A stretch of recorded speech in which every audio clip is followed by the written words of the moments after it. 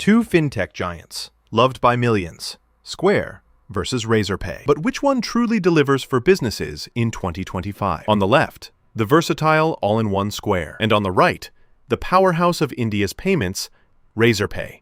Let's skip the buzzwords and see how they really stack up. Each category earns points, and at the end, you'll see exactly who comes out on top. The result might just surprise you. Before we get into the nitty-gritty, let's take a quick look at what we're actually going to compare. We've got pricing and fees, platform and integrations, regional focus and availability, security and compliance, user experience, customer support, and, of course, payment methods. All right, let's jump right in.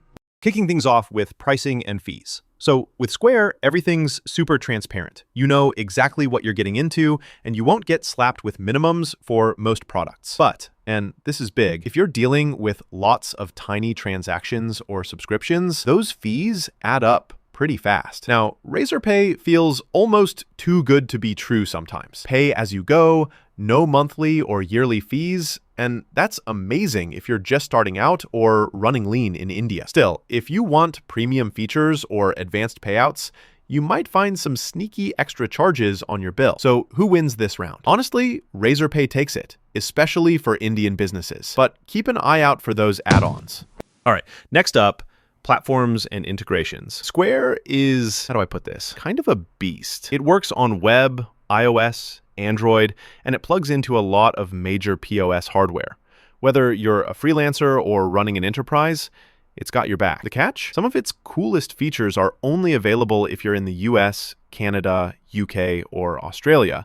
So if you're outside that circle, ouch. Razorpay also brings solid web and mobile support. And I have to shout this out. Their API docs? Chef's kiss for those who love to get hands-on.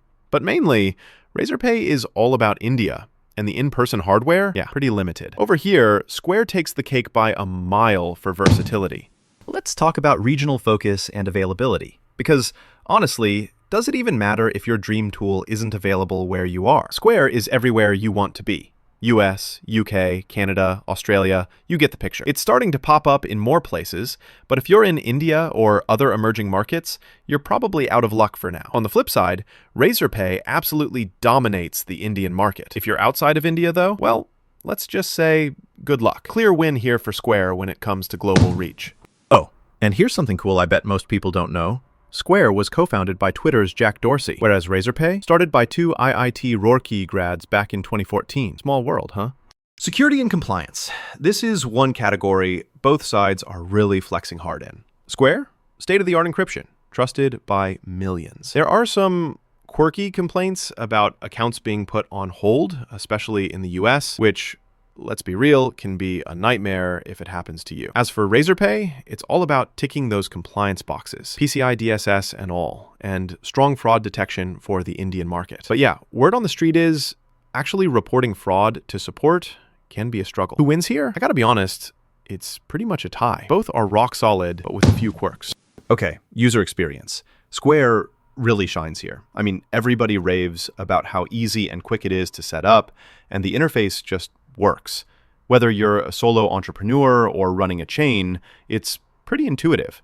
There are a few weird spots, like getting confused on mobile setups or handling multiple locations, but overall it's super smooth. Razorpay isn't too shabby either. The UI is modern, onboarding is lightning fast, but here's the kicker. Support is a big pain point, with way too many complaints of sluggish or just canned bot replies. Sorry, but this round is a slam dunk for Square.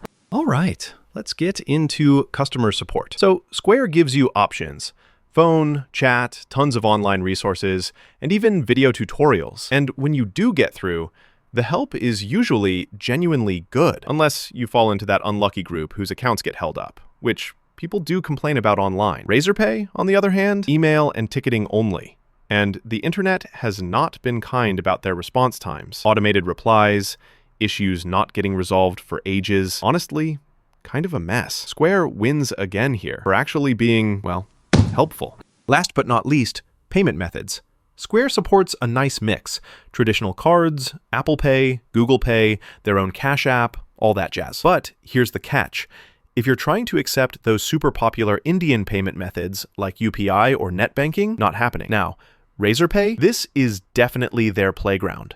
You've got cards, net banking, UPI, wallets, and recurring payments.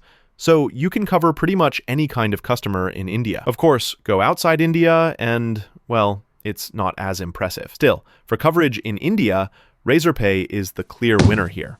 Zooming out, let's look at how these two stack up directly across all of our categories. Some definite strengths and weaknesses show up when you see it all laid out. So, wrapping up, if you're in North America, the UK, or Australia and want a total payment ecosystem, Square is going to feel like home. It nails the all-in-one vibe, is easy to use, and actually gives you support. But if you're an Indian business looking for maximum local payment options and you need to scale easily online, Razorpay is the champ, hands down. Both have their quirks, so who should you pick? It's all about where you and your customers are.